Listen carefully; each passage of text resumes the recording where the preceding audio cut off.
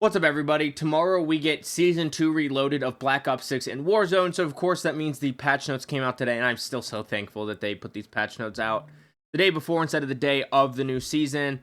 So as we've seen, there is not content coming. We did the video on the content update yesterday. I'll link that and that blog post down below if you want to check it out. So there is a rebalancing update. I'm not sure that I'll be on for the update tomorrow. We'll have to see. But since there's not a lot of content and there's no new ARs, SMGs, snipers, pistols, since there's nothing new to really try out, I don't know if I'll be on. My normal squad's not on Thursday, so I might not be on tomorrow. But Twitch is linked down below. I will be on with them tonight, as well as I'll be playing something probably tomorrow. So if you want to come hang out live on Twitch, that is linked down below also, and so are all my social media channels and my single player channel if you want to check any of those out. But let's go ahead and look at these patch notes. So, here's your playlist. Once again, we have no pubs trios for Battle Royale. It's really frustrating. If you just have 3 people or you just enjoy trios, you either have to play cheater infested ranked, get a console and play no cheater ranked, or well, you could be already on console, or just suck it up in trio quad or have a random. Really big mistake out of them. There should be all squad sizes for BR. I get it for not doing it for Resurgence because there's 2 maps, and then that really divides up the Resurgence players. But for Battle Royale players, we should always have all modes. I think a lot of people aren't playing ranked because of the cheater situation, and so that's why they're trying to force trios to be the only trios to be ranked is to try to get people into ranked. But anyways, general Warzone combat records have been enabled. I mean, we have stats. I'm interested to see what these changes actually mean. Here's a huge negative change. Repeat loadout drop access after death. So let's say you hit your loadout, you get killed immediately. Not all your teams hit the loadout. You go to Gulag, you come back. You cannot hit that loadout. So if you died somewhere else, your stuff is not safe. It's just too bad. You have to either go buy your weapons or buy a new loadout, or find a favorites box, which I never ever find on big map. I think they're just on Resurgence maps. So, I mean, good luck to you, I guess.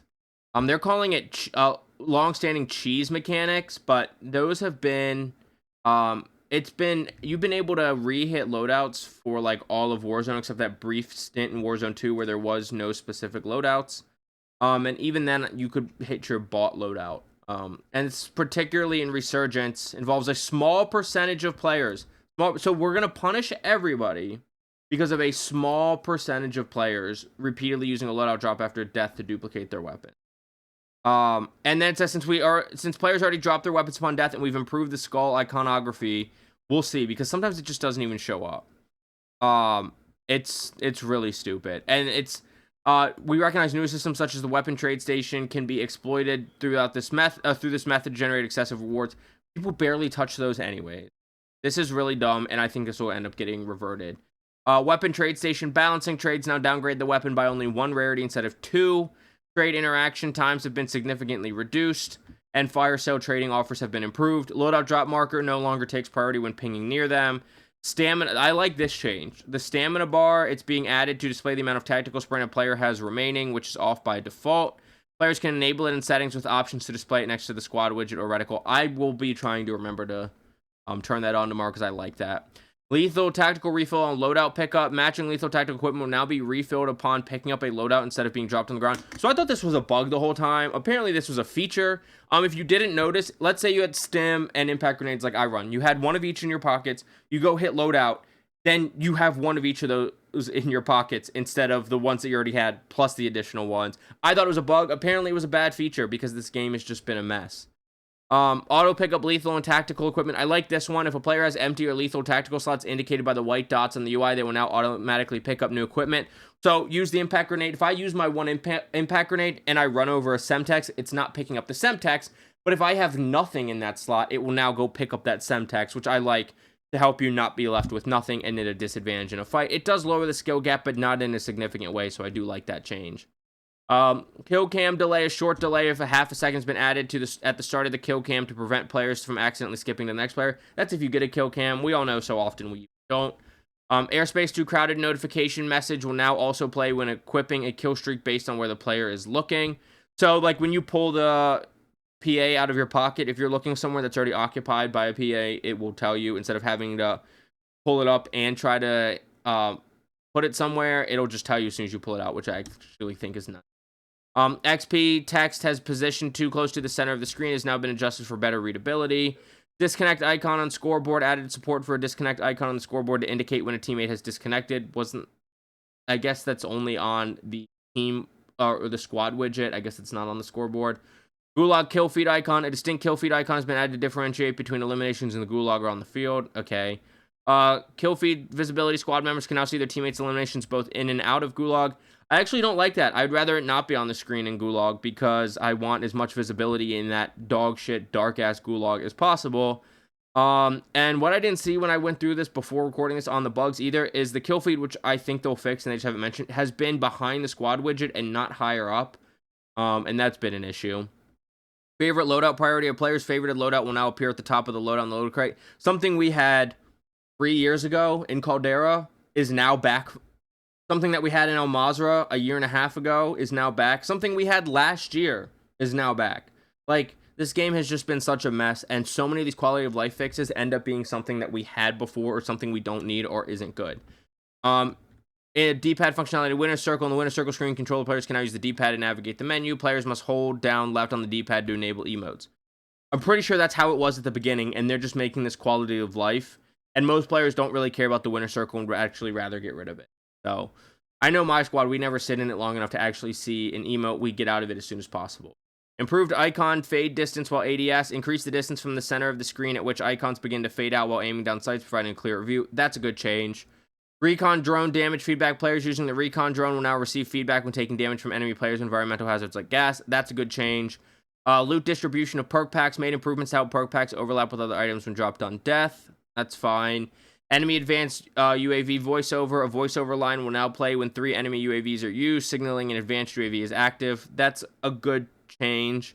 Error message for deploying boxes and gas. Players attempting to deploy munitions, armor, or utility boxes over about 40 meters. That's so confusing. Over about 40 meters. So is it over 40 meters? Is it over 39 meters? Is it over 41 meters? Just say over 40 meters. And the gas will now receive an error message. Guarantee you nobody's going to go measure that. So you could just say over 40 meters instead of that awkward ass sentence. New perks, low profile, increased movement speed while crouched or prone. Enemies you kill will not display death markers for the allies. Grants a slight movement speed when downed. Can be unlocked via Clover Craze event on March 13th. It's a rat perk. Adjustments, Mountaineer fix for Mountaineer perk is set to launch shortly after the release of Season 2. So even though this is something that came in weeks ago at the beginning of Season 2 and was broken from day one, they still will not have a fix on release tomorrow of the update. Shortly after could mean a couple days, it could mean a couple hours, it could mean a week. So this perk has been broken since they started at day one. People have been asking for weeks, and they're going to fix it shortly after. I mean, this game, they're just begging for people to not want to play this game. Reactive armor update description for clarity. New description, your armor will regenerate up to 50% of its maximum if you have not taken damage in the last 5 seconds. Alertness, the indicator will now always appear on the edge of a player's screen regardless of their HUD settings. Equipment adjustments, experimental gas grenade, adjusted movement speed penalties. With tactical resistance, the penalty is 5% down from 25. Without tactical resistance, the penalty is 15% down from 50%. Fix the bug causing movement speed penalties to unstack intentionally. Boy, have I been on the bad end of that, and I don't use them because they want to talk about cheese earlier. This is cheese. These have been cheese, and they can't figure out how to balance them. Now they're probably going to be useless because they can't figure out how to balance them. Although investigation, we discovered that the penalty was being applied twice on an issue. Even without this bug, we believe the current penalty is too severe and disrupts the flow of engagements. Additionally, this tactical item is unique in that it can also inflict damage. If you're having trouble countering it, consider using perks like Veteran to mitigate its effects. So, you know what? Instead of just making it balanced, just use up one of your perk slots instead. Adjustments, Bunker Buster, adjust movement speed penalties, so it's the same movement speed penalties as the gas grenades. UAV, adjusted the distance to which a warning call out for a UAV is triggered. Essentially, you would get the audio call out but not get the boxes, because what do you know? Poor quality on this game would not appear due to inconsistent distance settings. So instead of setting those distances at the same value from day one, they accidentally or purposely set them at different values, and that's why so many times you hear the audio and your squad will go, well, I don't have a red box. So, I mean, just horrible, pathetic game design, and they're going to phrase it like, like they're updating it for quality of life, or it was a feature that they're changing, not bugs, not bad game design. If you can't tell, I'm very, very frustrated with the game. And I know even my most diehard gaming friends that love Warzone, diehard for Warzone, are getting very frustrated. New weapons, D1 3 Spectre, it launches blades, woohoo. Then we got a bunch of melee weapons, skateboard, katanas, bow staff, nunchucks, and the size, all for the Ninja Turtles, because that's the theme of this second half of Season 2.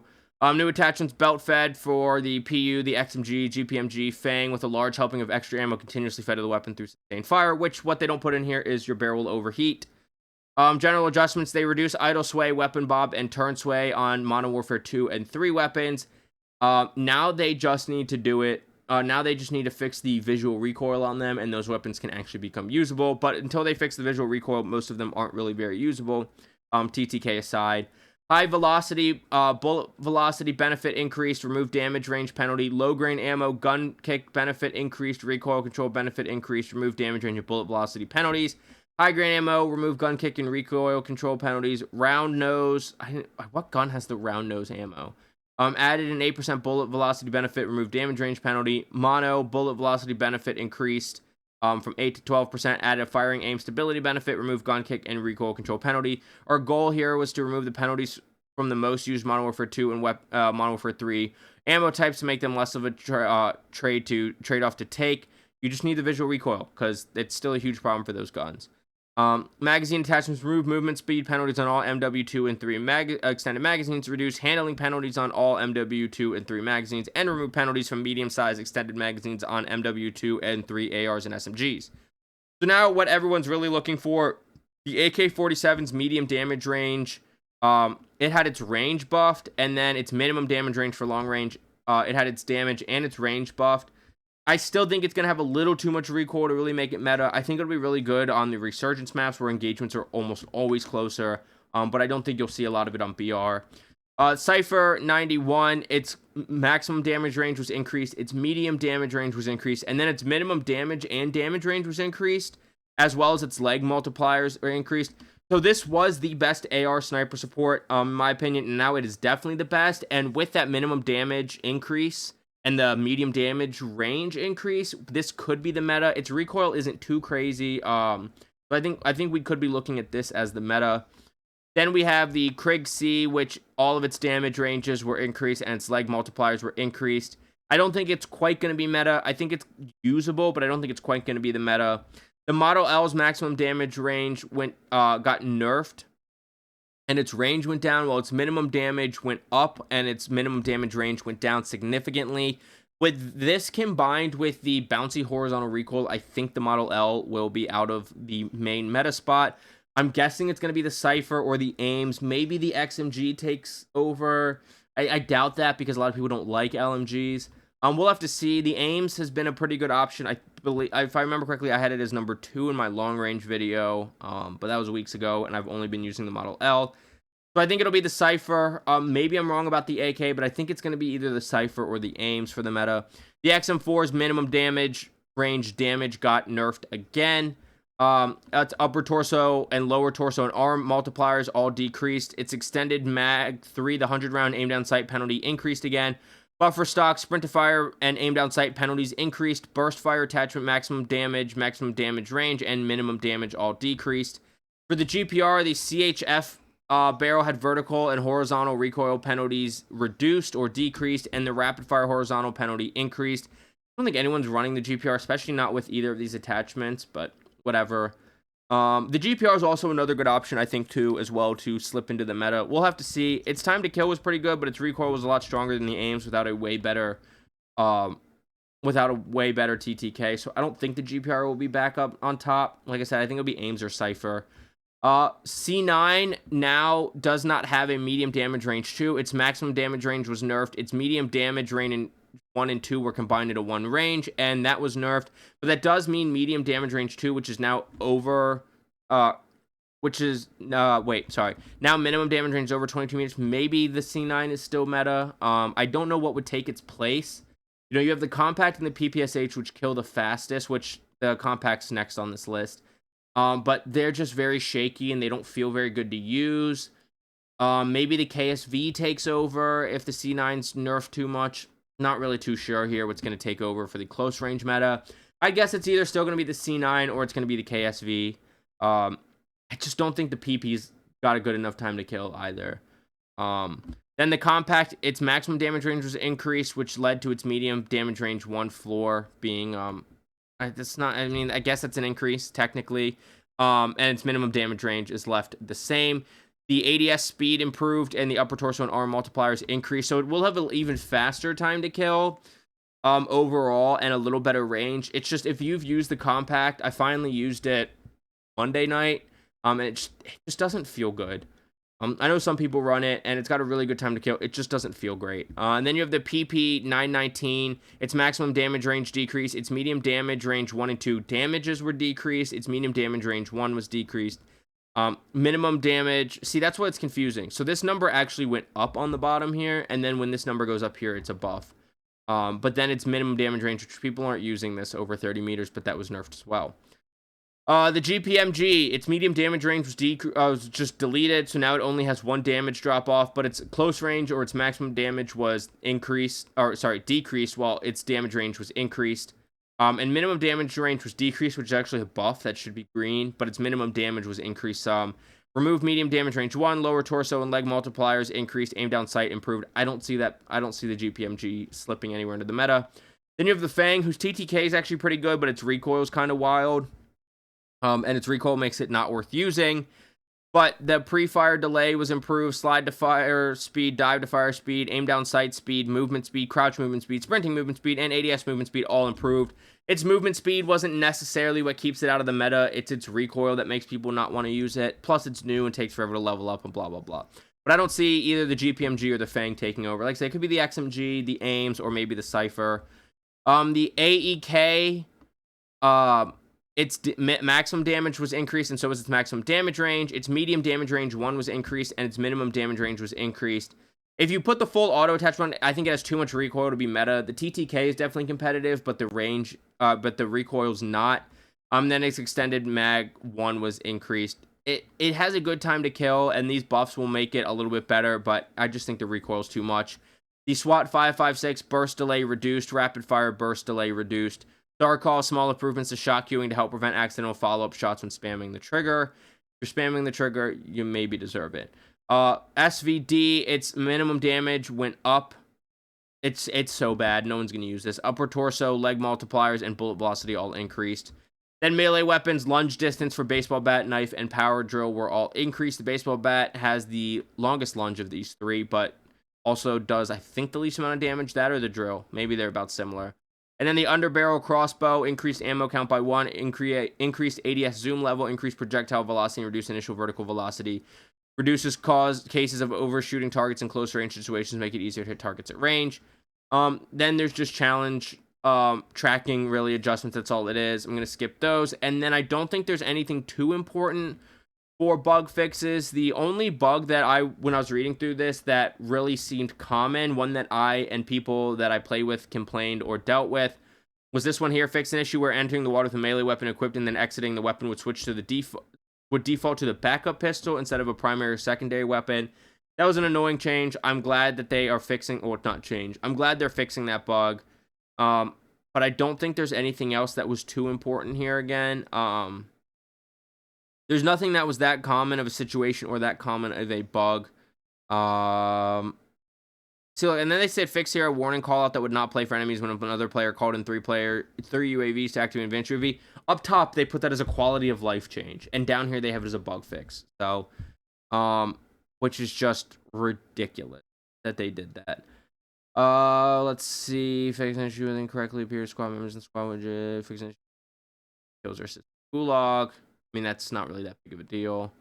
After action report, fix an issue where changing select operator could break the walking scene. Yeah, it's not a big deal. I don't think any of these are too big of a deal. Some stability fixes. Fix an issue where small game freezes and flashes could occur when a player disconnects. Fix an issue where players could encounter a dev error when attempting to access buy stations. Like I said, none of these were that common. Fix an issue where some players encountered a dev error when navigating or leaving sections of Warzone. Fix an issue where a dev error could occur when tabbing the barracks tab. There's not any of the other dev errors. And then I don't think there's anything. No, there's nothing else important there. So I've ended my frustrations. I'm not super happy with some of this stuff. I'm happy about some of the other stuff. I'm really pissed about the playlist updates. So we're not getting a lot of content. We're not getting any new actual guns. So honestly, other than something more fun to use than the Model L being the meta potentially, not really a super exciting patch notes, not a super exciting content update. Like I said, I'll link this down below. I'll link the content update video and patch notes down below. Whether I'm live on this tomorrow or not, I'll be live on something. I'm live almost every night, so my Twitch is linked down below, as well as all my social medias and my single player channel. So please check those all out if you want to, and you want to follow me and support me anywhere else. But I will see you on Urzikstan, Area 99, and Rebirth Island. Get frying. Have a good day.